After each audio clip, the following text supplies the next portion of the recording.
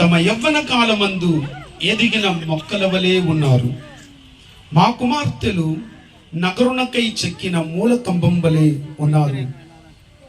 దావీదు భక్తుడు 144వ కీర్తనలో అందరినీ కలుపుకొని మా మా అన్నటువంటి ఒక పదాన్ని వాడారు.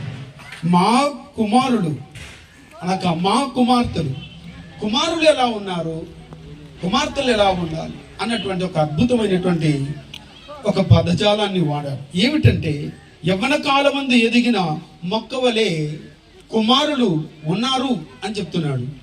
రెండవదిగా కుమార్తెలు ఎలా ఉన్నారంటే నగరునకై చెక్కిన మూల కంబం వలె ఉన్నారు.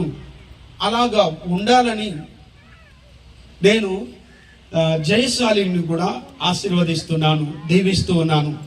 చూడండి, దావీదు ఏ రీతిగా ఆ యొక్క యవన కాలంలో పుట్టినటువంటి కుమారులు ఎదిగిన ఆ మొక్క వలన 2 కార్యాలు, ఆ మొక్క వలన వచ్చే గొప్ప ఆశీర్వాదాలు.